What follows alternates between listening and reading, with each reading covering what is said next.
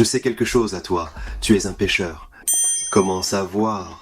Parce que je pêche aussi. Mais la question à se poser est, d'où vient le péché? Eh bien, de vos parents. Mais d'où tes parents l'ont-ils obtenu? Eh bien, ils l'ont reçu de leurs parents, et leurs parents l'ont reçu de leur mère et de leur papa, et cela remonte jusqu'à tout le chemin. Alors, la première maman a appelé Ève, et le premier père a appelé Adam. Voici comment ça marche. Dans le jardin d'Éden, Adam désobéit à Dieu, et il mangeait de ce fruit interdit, et il s'est contaminé par le péché parce qu'il a péché. Il a transmis son péché à ses enfants, puis il a été transmis à ses petits-enfants, et chaque homme sur la terre restait à cette chose appelée péché. D'accord. Avant de voir ce qui arrive à mes amis ensuite, laissez-moi faire un retour 1 minute.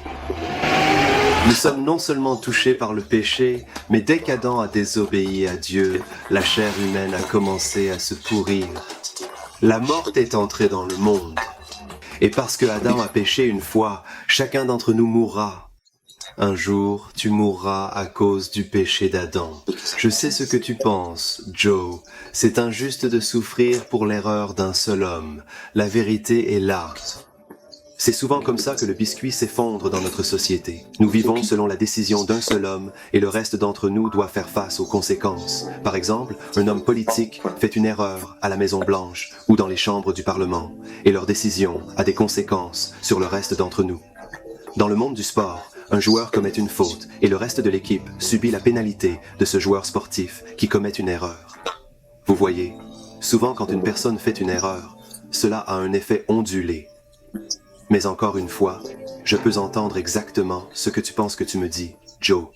Si j'étais au chaussée d'Adam, je n'aurais pas fait la même erreur. Eh bien, puis-je te demander ça?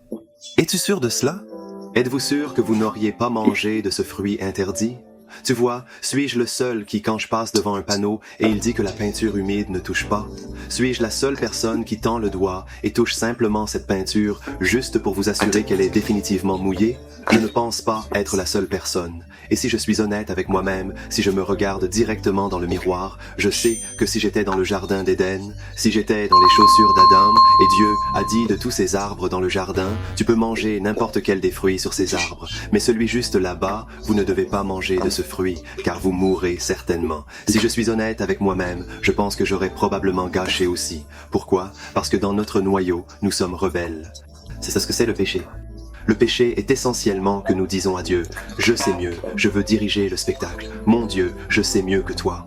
Et en regardant en arrière ma vie, toutes les choses que les gens m'ont averti, vous faites ça, cela va ruiner votre vie, vous commettez ce péché, cela ne satisfera pas. Après les nombreuses années de retour à ma vie et de réalisation que j'ignorais souvent les bons conseils. Je pense que moi aussi aurais fait la même chose que Adam. Maintenant surtout, rappelez-vous cela. Certaines des plus grandes portes se balancent sur la plus petite charnière. Et si vous comprenez cette très petite phrase, vous comprendrez à peu près toute la Bible et l'histoire humaine pour ce moment.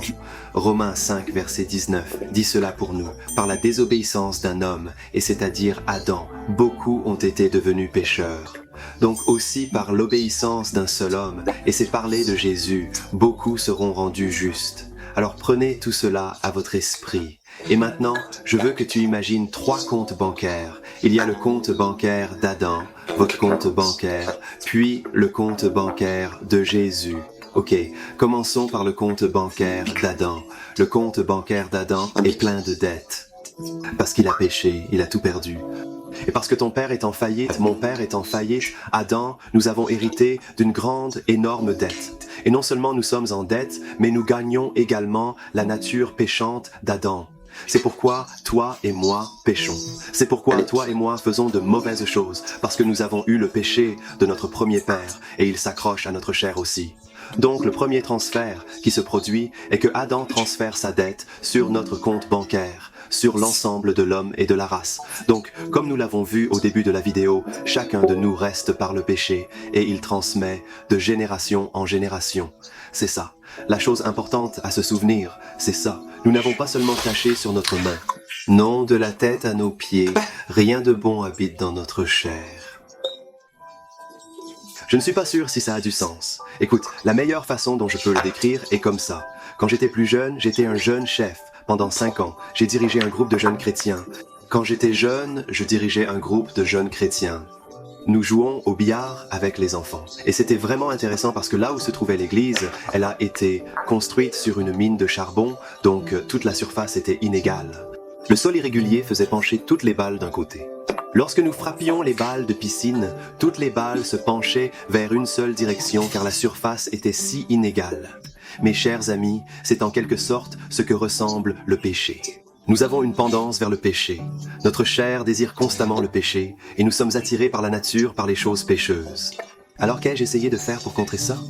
Eh bien, je cherchais de gros morceaux de carton et je les enroulais et essayais de redresser la table de billard, de la mettre sous les jambes et de rendre la surface uniforme. Est-ce que ça a fonctionné? Ce n'est pas vraiment le cas. Les balles se penchaient toujours vers un côté et c'est ce que l'homme essaie de faire. Ils ont essayé de mettre du carton sous la table de billard de leur vie pour se redresser, se faire sembler mieux, se sauver. Mais la vérité est que nous sommes endommagés par le péché et nous sommes impuissants et nous avons besoin d'un sauveur. Voici le deuxième transfert. Notre compte plein de dettes a ensuite été transféré dans le compte de Jésus. Donc les péchés du monde furent déposés sur Jésus-Christ quand il y accrochait et mourut sur la croix. Il a pris les dettes de tous nos péchés dans son corps quand il a été cloué à l'arbre. La Bible dit que, entre la 6e et la 9e heure, l'obscurité est tombée sur la terre, et entre ces 3 heures, quelque chose de vraiment sombre s'est produit. La colère de Dieu a été répandue dans toute sa plénitude sur le Seigneur Jésus-Christ, non pas parce que Jésus avait fait quelque chose de mal, mais parce que tous nos péchés étaient reconnus dans le récit de Jésus-Christ. Donc quand Jésus était accroché à cette croix, il remboursait nos dettes. Donc, en d'autres termes, celui qui n'avait jamais dit de mensonge était puni comme s'il était un menteur. Celui qui n'avait jamais volé quoi que ce soit était puni comme s'il était un voleur. Celui qui était totalement pur était puni comme s'il était l'homme le plus impur et le plus méchant jamais marché sur cette terre. Et celui qui était totalement doux et gentil était puni comme s'il était un meurtrier. Marquez mes paroles, chers amis, puis que le Seigneur Jésus-Christ mourait sur cette croix, pas parce qu'il avait fait quelque chose de mal, parce que vous et moi sommes tous ces choses que nous venons de répertorier ci-dessus. Et cela nous mène au 3e et dernier transfert, qui est uniquement pour le chrétien. C'est pour l'homme ou la femme qui a mis sa foi en le Seigneur Jésus-Christ, qui a réalisé qu'ils sont impuissants, qui a réalisé qu'ils sont un pécheur et que seul par Jésus-Christ, remboursant leurs dettes sur la croix, c'est la seule façon dont ils peuvent entrer dans le ciel. C'est la seule façon dont ils peuvent être acceptables aux yeux de Dieu. Donc pour ces gens, quelque chose qui a été célèbre appelé le grand échange se produit. Donc, comme nous avons pensé il y a un instant, le pire d'entre nous est accrédité dans le compte de Jésus, puis le meilleur de Jésus-Christ, les richesses du Seigneur Jésus-Christ, est accrédité dans le compte des croyants. Ses richesses, sa bonté, son amour sont transférés dans le compte des croyants. Donc Dieu ne voit plus Joe Kirby et sa méchance est la consommation de drogue, sa violence est des yeux impurs, sa malbonté, son inreconnaissance. Dieu ne me voit plus. Il voit les beautés du Seigneur Jésus-Christ. Et si vous êtes un croyant debout ici en ce moment, Dieu ne vous voit pas, tous vos défauts et vos défauts. Il vous voit comme un millionnaire spirituel parce que vous êtes vêtu de la beauté du Seigneur Jésus-Christ. Alors, ok, il n'a rien de sens de faire semblant. Nous avons perdu beaucoup par Adam, mais nous avons gagné beaucoup plus par le Seigneur Jésus-Christ. Juste avant de retourner chez mes amis, je dois vous poser cette question personnellement à vous. Jésus a-t-il lavé vos péchés quand il a versé son sang sur cette croix? Avez-vous recevu ce sacrifice et ce sang qui peut vous laver blanc et neige et vous rendre pur aux yeux de Dieu? Avez-vous transféré votre péché sur le Seigneur Jésus-Christ et il a transféré sa justice dans votre compte? Parce que la façon dont Dieu regarde ce monde est qu'il ne voit essentiellement que 2 personnes. Soit vous êtes à Adam, soit vous êtes à Christ. Soit vous êtes coincé dans votre nature péchante et vous êtes destiné à la mort et à la punition. Soit tu places ta confiance en Jésus et reçois la vie éternelle. Voici comment ça marche. Quand j'avais 18 ans, j'ai demandé au Seigneur Jésus-Christ d'être mon sauveur et de me pardonner de tous mes péchés. Alors j'ai été lavé et rendu totalement propre. Wesley, quel âge avais-tu quand Jésus a lavé tes péchés? J'avais 15 ans. Emma, quel âge avais-tu quand Jésus a lavé tes péchés? J'avais 19 ans. Jack, quel âge avais-tu quand Jésus a lavé tes péchés? Rio, quel âge avais-tu quand Jésus a lavé tes péchés? Alors je vous suis passé maintenant. Combien avez-vous âgé quand Jésus a lavé tes péchés? Laissez vos commentaires ci-dessous. Et si la réponse est qu'il n'a pas encore été, eh bien, qu'attendez-vous? Venez vers Jésus, qui peut te pardonner et te laver plus blanc que la neige. Voici une vidéo amusante. J'ai couvert ma femme de boue verte pour essayer d'enseigner une leçon importante aux chrétiens. Et une chose encore, si vous n'êtes pas encore abonné à cette chaîne YouTube, veuillez envisager de vous abonner. Nous apprécions ton amitié. Que Dieu vous bénisse et merci pour votre attention.